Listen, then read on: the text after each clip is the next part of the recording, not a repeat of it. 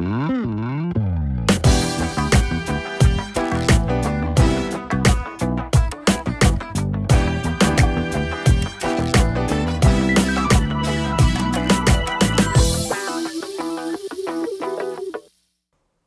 dan majstori moji, dobrodošli u Zonu alata, ja sam Gagi. Evo danas ćemo uradimo recenziju jednog aku kompresora. U pitanju je Parkside model PKA20-LID3. Radi se o kompresoru za vazduh koji radi na baterije od 20 V, znači najobičnije ove Parkside-ove baterije možete koristiti.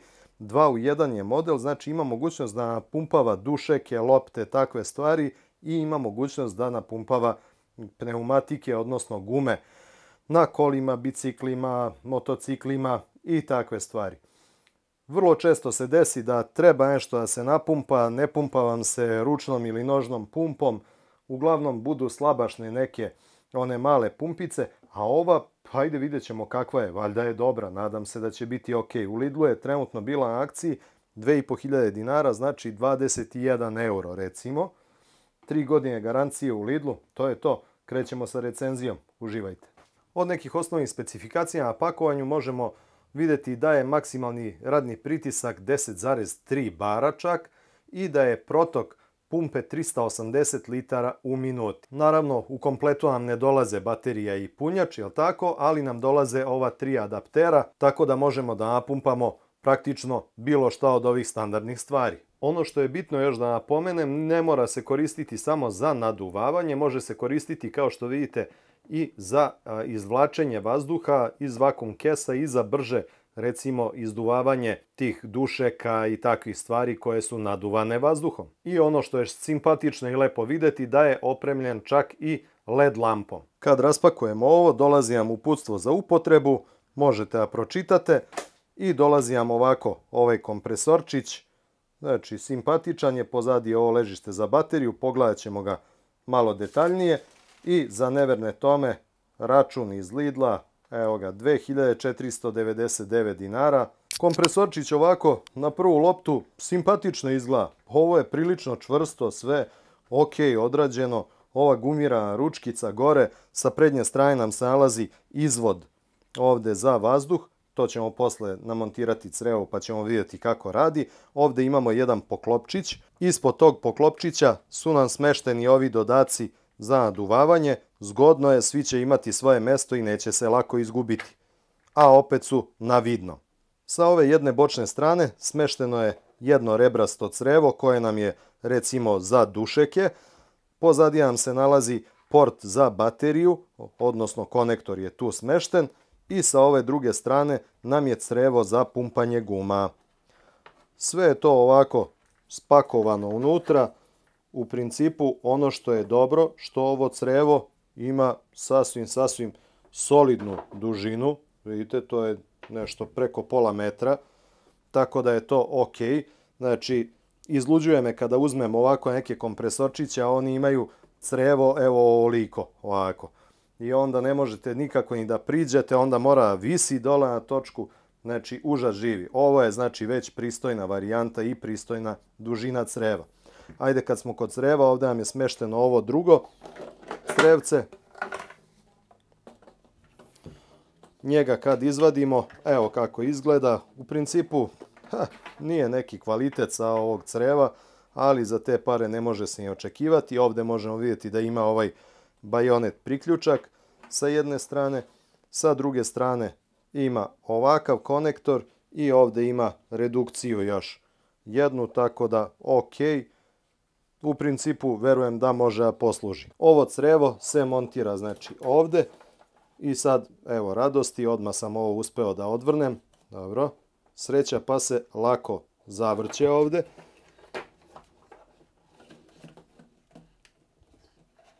Namontira se napred i to je to.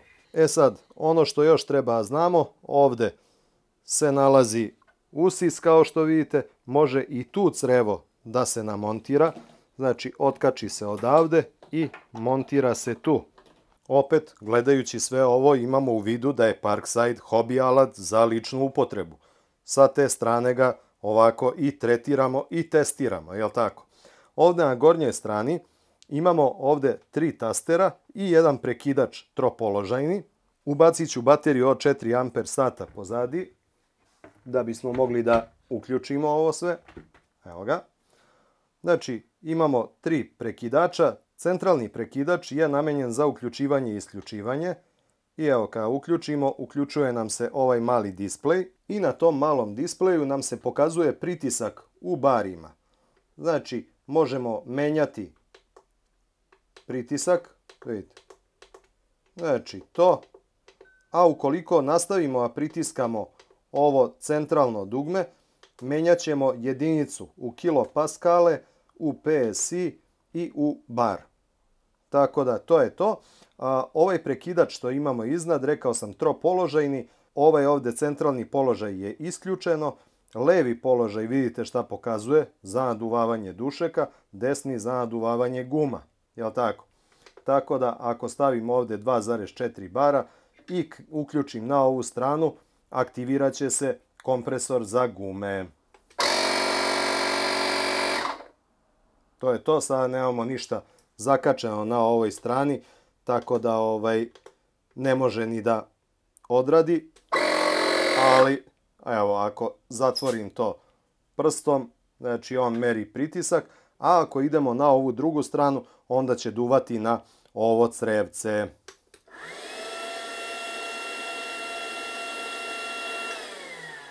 Isključivanje, duži pritisak na ovaj ovdje taster. Da bismo mogli da uključimo svetlo, potrebno je da uključimo ovdje na taster uređaj i onda imamo jednu jačinu svetla, drugu jačinu svetla i isključeno.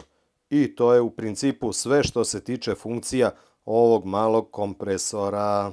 Sve u svemu ovako simpatična jedna spravica. Sada je ostalo još samo da ga probamo da vidimo kako radi. Sviđa mi se što je ovo sve ovako gumirano.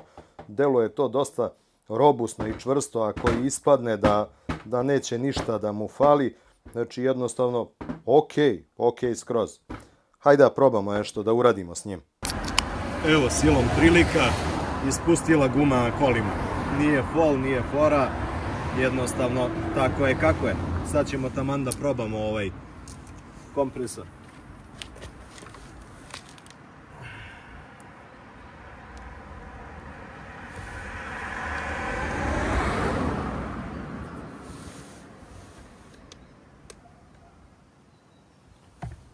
Pokazuje pritisak 0 bara. Sad ćemo to da stavimo na 2,4 i idemo na pumpanje.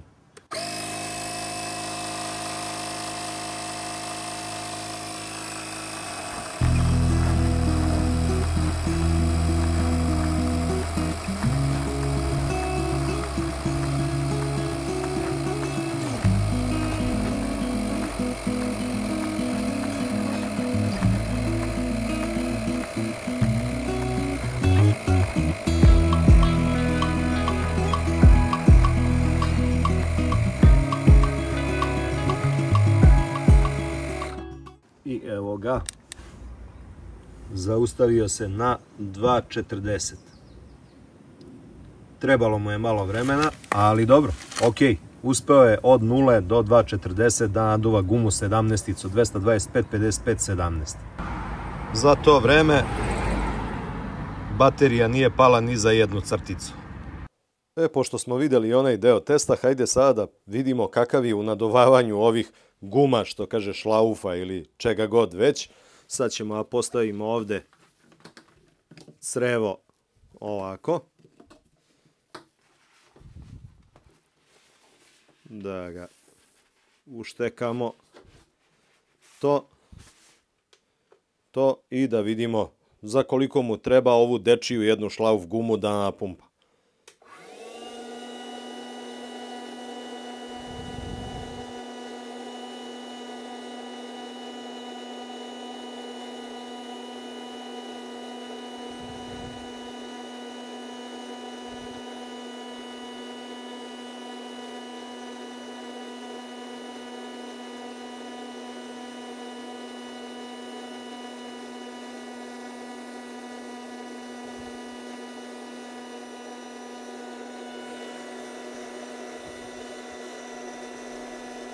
pustit ćemo još malo da pumpa, da malo vidimo da li može da bude to šta tvrđe.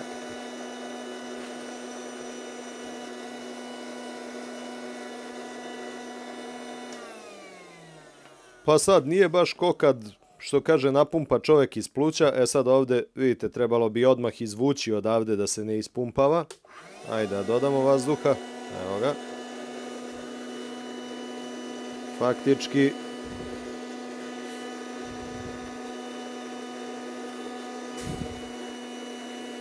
pa dobro. Ok. Sada ćemo da vidimo za izduvavanje isto.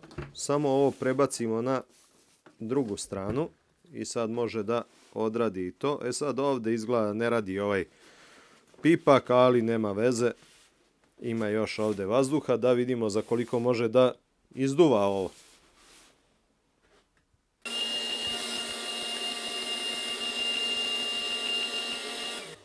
Eto, to je to. Znači, radi i to. Sve u svemu, uređaj, pa, ni po čemu nešto impresivan, ali u principu odradi posao.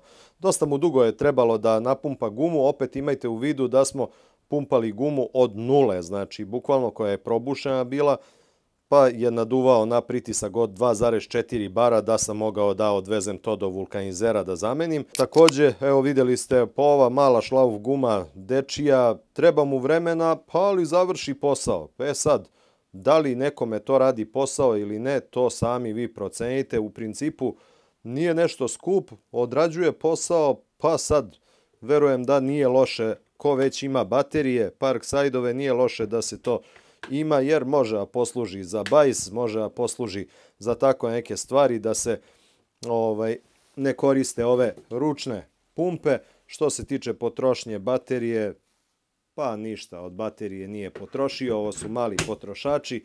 Generalno, mogao je da bude brži, mogao je da ima i funkciju nekog makar radija. Ne, da može da vam svira nešto još iz njega, pa bi bio još upotrebljiviji, ali u principu, pa ajde da kažemo da je ok i da je solidno. Sviđa mi se izrada jer je ovo gumirano, pa i ako ispadne neće ništa da mu fali. Ovo crevo moglo je da bude bolje i kvalitetnije. Vodite računa ovdje da bude navrnuto do kraja, inače hoće da pušta tu falš. Što se tiče kompresorskog creva, ono je za sad ok. Nisam primetio da prilikom pumpanja guma se nešto pregrejao. Iako je radio, slagaću vas, oko 9 minuta, to ću vam ja već napisati u videu. Mislim da je oko 9 minuta mu trebalo da napumpa onu gumu. Nije se on nešto pregrejao, nije to ne znam ni ja šta sa bilo previše naporno, tako da verujem da za neko kućno održavanje pritiska u gumama, pumpanje guma, bicikla, lopti i takvih stvari, mislim da je ok skroz za 20 eura. Eto, to bi bilo to. Ako se niste prijavili na kanal, prijavite se. Ako vam se dopao video, lajkujte, zapratite na Instagramu Zonu Alata, pa se vidimo u nekom sljedećem videu. Veliki pozdrav od vašeg Agija. Ćao!